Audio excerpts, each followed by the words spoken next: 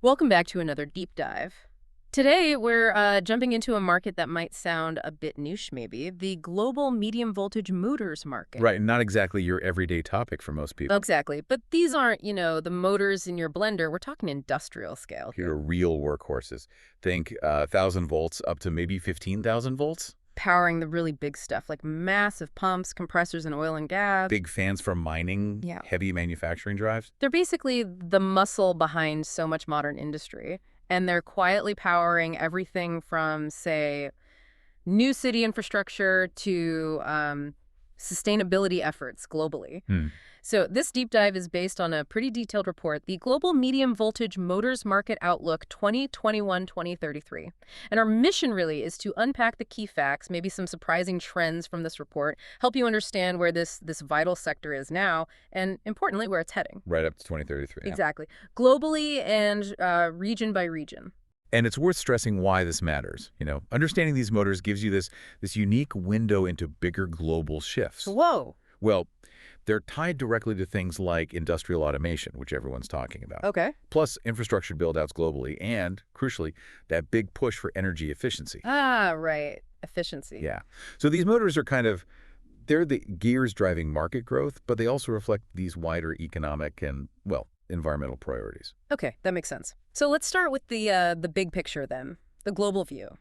The report shows this market's got a really impressive growth path ahead. Mm-hmm. Back in 2021, it was valued at, let's see, $434.58 million, so just over $4 billion.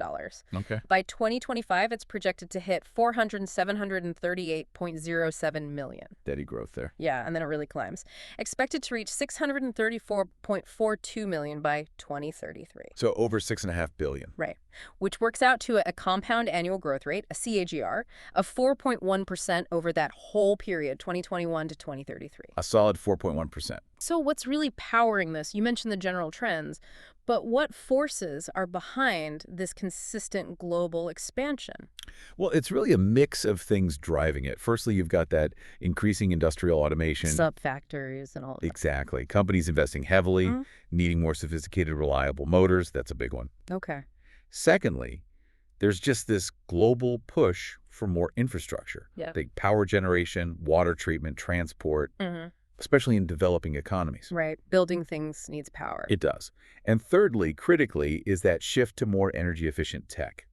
Industries everywhere want lower running costs, plus they need to meet environmental rules. So modern, efficient motors become essential. Indispensable, yeah. It's a confluence of these big drivers. Got it. Those global numbers, they paint a picture of a healthy market, definitely.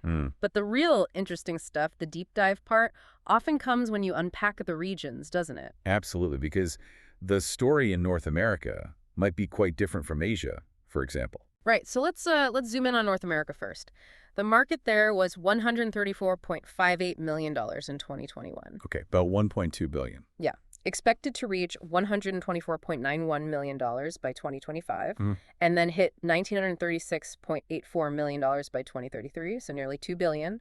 The CAGR there is 3.911%. Slightly under the global average, but still strong. Within that, the U.S. is the leader. No surprise, $990 million back in 2021, growing to nearly $1.5 billion by 2033. Okay. But here's something interesting. Canada actually has a higher CAGR. Oh. Yeah, 4.848%. It's expanding from about $188 million in 2021 to nearly $348 million by 2033. Huh. Faster growth in Canada. That's interesting. Then Mexico's growing, too, from around $56 million to almost $100 million by 2033. Solid growth there, too. So that faster Canadian growth, does that stand out to you? Why might that be compared to the U.S.? That is a key point. Canada's faster growth.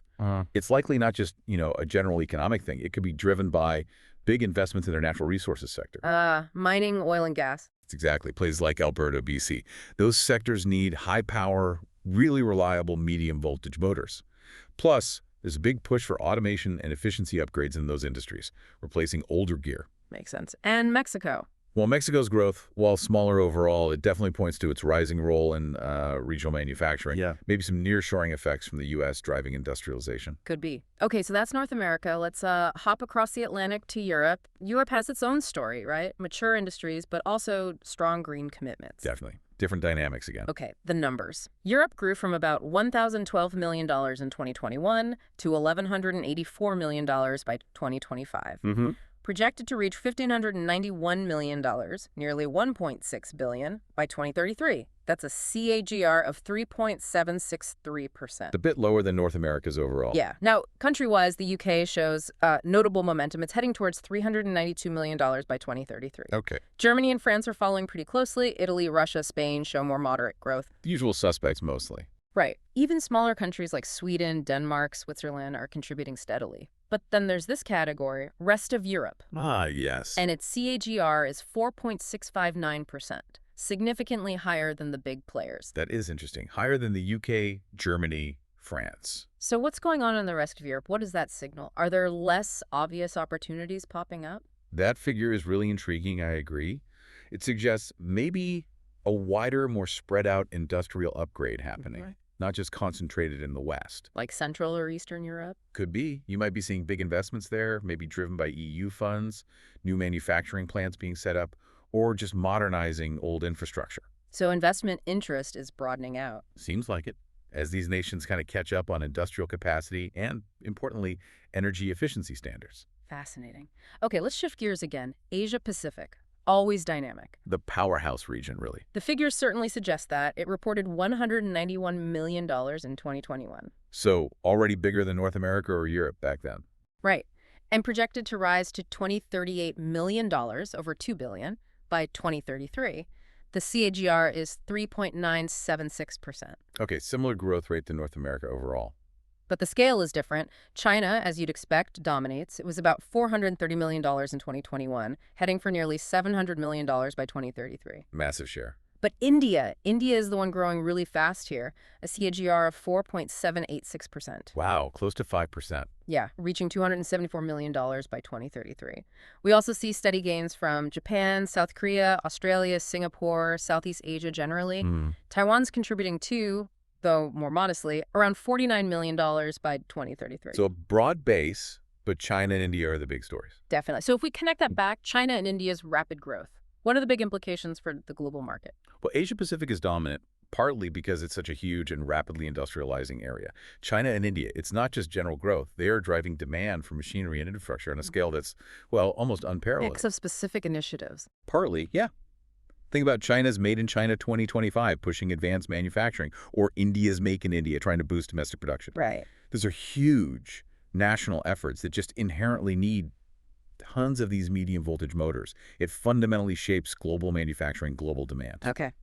Let's move our focus now to South America. Right. We see expansion here too, from about $198 million in 2021 to $295 million by 2033. Smaller market overall. Yes. The CAGR is 3.499%. Brazil leads the way, expected to reach about $132 million by 2033. Good. Argentina, Colombia, Peru, Chile.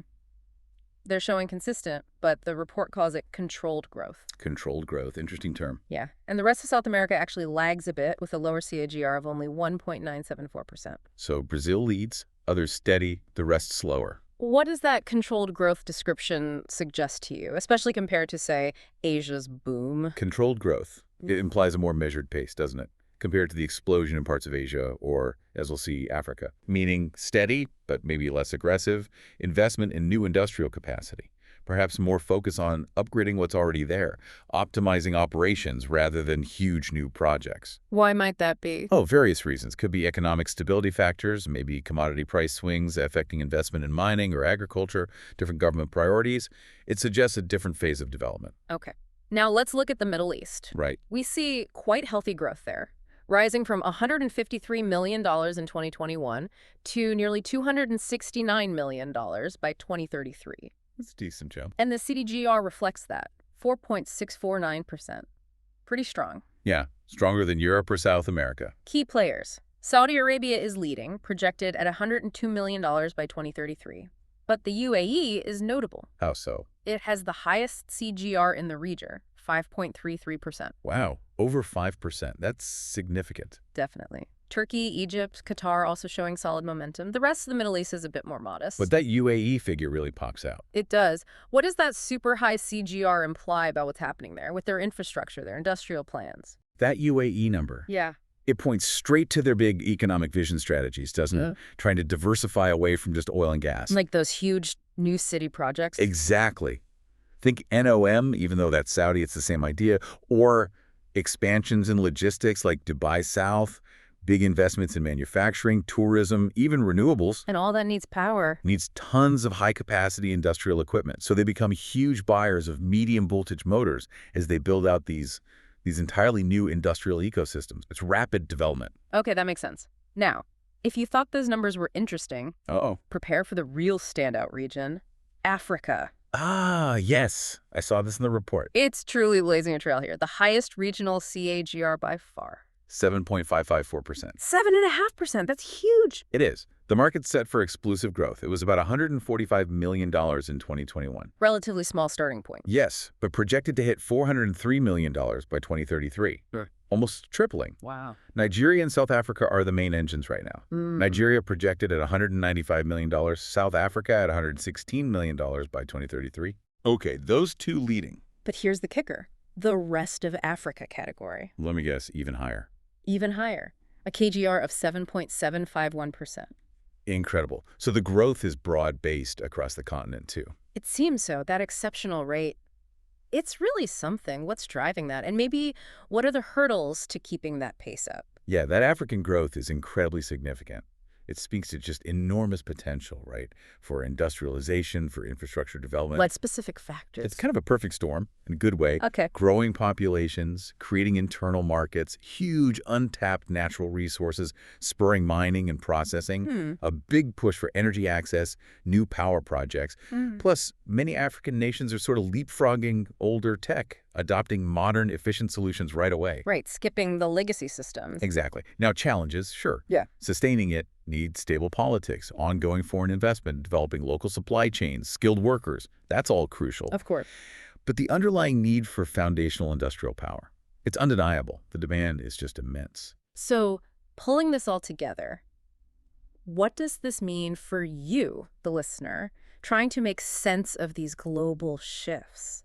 It really hammers home that even these markets that seem, niche or technical, like medium voltage motors, they're actually vital signs. They're real-time indicators of industrial health, tech progress, regional development. They're the unsung heroes, humming away behind the scenes. Exactly, powering the whole modern world, really. And understanding these trends, these regional nuances we've talked about, it gives you a much clearer view of where economic activity or innovation is actually happening around the world. Right. It shows how these core components, these foundational technologies, they don't just support broader goals. They actively enable them. Things like efficiency, sustainability, modernizing whole economies. It gives you a different kind of vantage point. It really does. A ground-level view of global shifts. Well, that was a fascinating journey through this global medium voltage motors market. It really was. It's quite a testament to how fundamental components play such a huge, often unseen role in, shaping what's next. Absolutely. And maybe here's a final thought to leave you with. Okay. Consider this.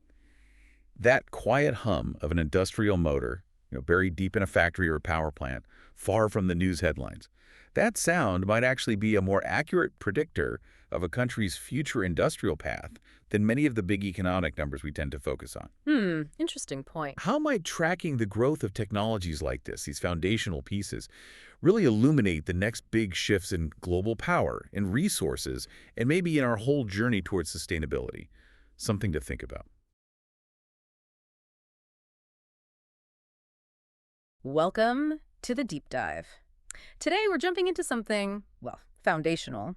It powers a huge chunk of our global economy, but you probably don't see it every day. We're talking about medium voltage motors, market dynamics, and trends. That's right. We've gone through the sources, and our goal here is really to pull out the essential stuff, the surprising bits, give you a shortcut to understanding the sector. It really underpins so much. And the mission, it's kind of exploring this paradox. Yeah. You have these like traditional industrial workhorses, Right. but they're also driving and being changed by all these modern demands, digital transformation, sustainability, and, facing some real challenges too.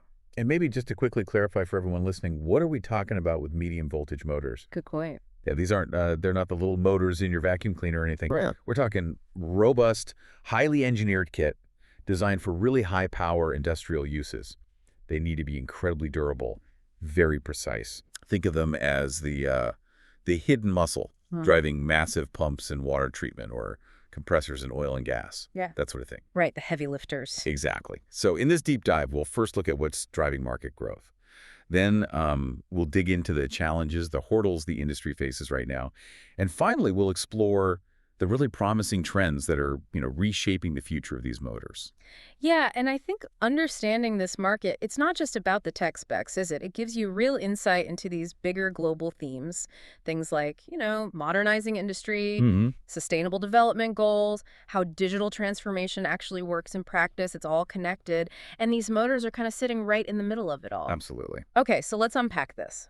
First major driver, this massive global push for industrial automation and efficiency. Our sources are showing sectors like mining, cement, petrochemicals, they're bringing in more medium voltage motors, not just for power, but because they're key to streamlining operations, improving energy use in these, heavy industries. Yeah, and what's really interesting there is how that connects directly to the boom in infrastructure projects, power projects too, especially in developing economies. Oh, okay. So whether it's new high-speed rail or big power plants or, advanced water treatment systems, medium voltage motors are powering the essential gear.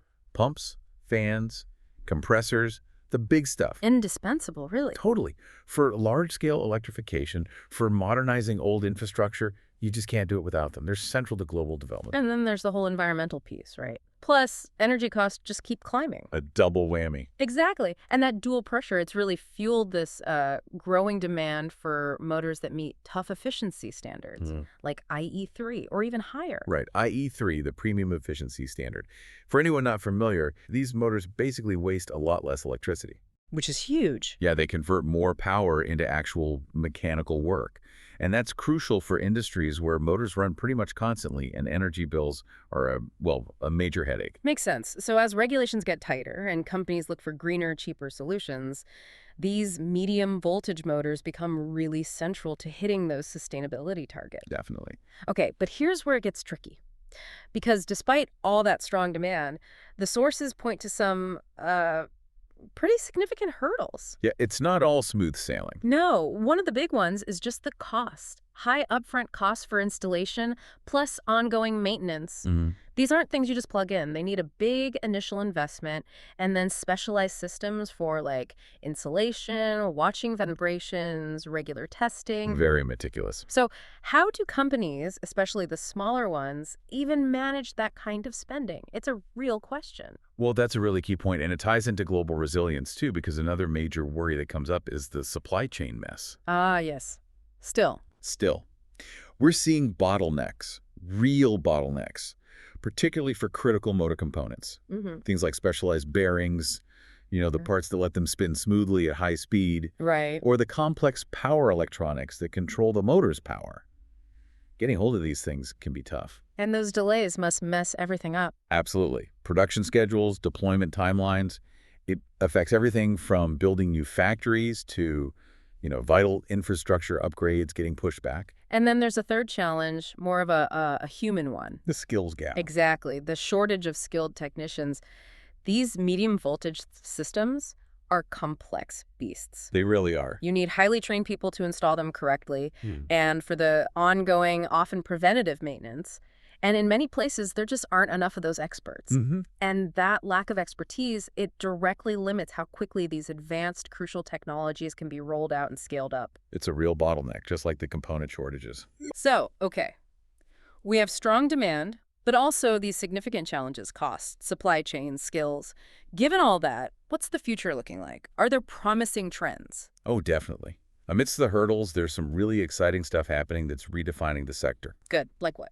Well, first up is the rapid uptake of smart motor technologies. Ah, the IoT and AI integration. Exactly. Right. We're talking motors embedded with advanced sensors. They collect real-time data on how they're performing. Okay. Then, AI algorithms crunch that data to predict potential failures before they actually happen. Predictive maintenance, not just reactive. Precisely. Which means less downtime, longer equipment life. Yeah. It's a game changer for operations. I can see that. What else? Another big thing is the surge in customized application-specific designs. So not just off-the-shelf motors anymore. Not just.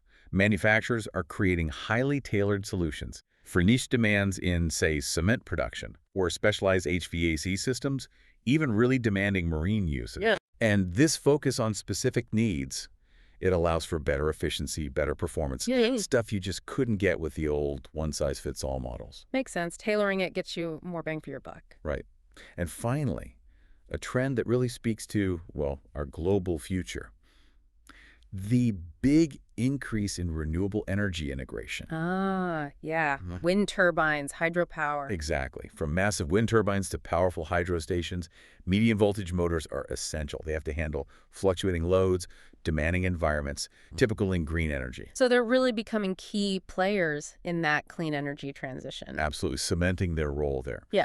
So, okay, if we pull all this together, the core takeaways from our deep dive. The medium voltage motors market, it's climbing steadily. You can see it's supported by really strong fundamentals like industrial modernization, Right. sustainability efforts, and this ongoing digital transformation across industries. Yeah. It really is a key enabler for industrial resilience, for global energy efficiency. We're seeing solid growth pretty much everywhere, constant innovation, even while navigating those challenges we talked about. It is pretty powerful when you stop and think how these motors, which most of us never see, are literally like the backbone of so much infrastructure, energy saving, industrial progress. This deep dive, I feel, has really shone a light on the complex forces shaping this vital sector and how much it connects to, well, to our modern world. Absolutely. Which leaves us with a final thought, something for you to consider. As the world leans more and more on these advanced, smart, super efficient, medium voltage motor systems for everything from renewables to critical infrastructure, how might that persistent challenge, that global shortage of skilled technicians, actually impact our ability collectively to maintain and expand the very backbone of modern industry and sustainable development?